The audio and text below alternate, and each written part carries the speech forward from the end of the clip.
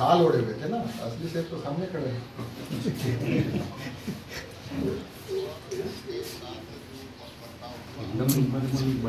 तरफा रास था भी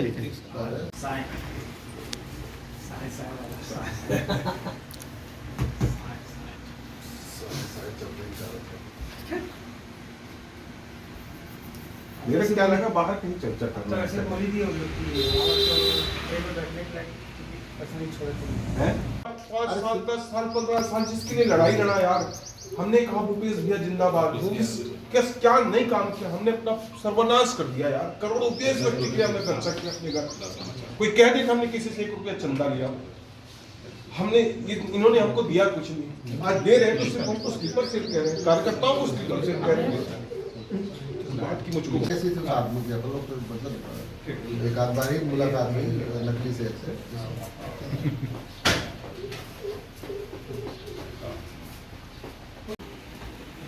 देखिए, सबसे बड़ी बात है कि सुरेंद्र दाऊ एक निष्ठावान और अच्छे कार्यकर्ता हैं और उनके साथ जो बर्ताव हुआ वर्तमान में और उन्होंने बात रखी पूरी सभा के दौरान, वो निसंदेह स्वीकार्य योग्य है। क्योंकि कार्यकर्ता का भाव अगर कोई नेता रखता है तो बड़े नेता को उसका समाधान करना चाहिए, ना कि उसमें व्यवधान पैदा करना चाहिए और ना ही किसी तरीके से हल्की टिप्पणी करनी चाहिए। आज जिस स्थिति में हमने जो आरोप लगाया वो आरोप नहीं है, वो एक तरह से पूरी तरीके से प्रमाणित चीज़ है, जिसकी पुष्टि कल पूर्व मुख्यमंत्री जी ने भी कर दी कि पैसे का देनदारी तो हुआ है। लेकिन उससे महत्वपूर्ण बात है कि जिस कंपनी को पुनर्वसु वर्मा जी की टेसू मीडिया लैब नामक गाजियाबाद की जो कंपनी है उसके एड्रेस की बात आई है, तो वहाँ पे एक अखबार ने बाकायदा छापा है कि वहाँ पे इस नाम का कोई एड्रेस पे कोई कंपनी संचालित नहीं है। तो ये जांच का और कांग्रेस कार्यकर्ताओं के पसीने के पैसे का हिसाब मांगने की जिम्मेदारी हर कार्यकर्ता की है, इसलिए मैंने वो हिसाब मांगा। आज से 1.5-2 महीना पहले ये सारे अखबारों में, बड़े अखबारों में भी छपा था कि इस तरह का एक एग्रीमेंट करके भुगतान किया गया। कल सफाई देने की नौबत आ गई और बड़े बड़े लोग सफाई देने की बात कर रहे हैं कि ये पैसा भुगतान हुआ है, मेरी जानकारी में है या फलाना ठिकाना। लेकिन मैं इसको इस तरह से मानता हूं कि इतनी बड़ी रकम की ज़रूरत ही नहीं थी देने की, क्योंकि मुख्यमंत्री जी का प्रचार पीआरओ के माध्यम से, संवाद के माध्यम से, सरकार के माध्यम से होता था, तो 10 लाख रुपए देने की ज़रूरत नहीं थी।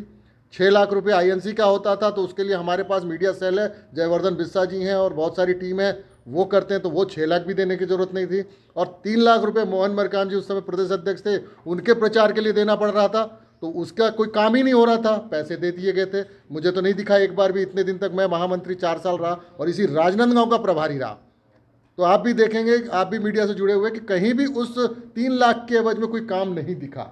तो कहने का तात्पर्य है कि ये एक तरह से गैर वाजिब खर्चा करते हुए कांग्रेस संगठन का पैसा अपने मित्रों में बंदर बाट किया गया। रही बात स्लीपर सेल, तो मैं फौजी आदमियों में स्लीपर सेल नहीं हो सकता।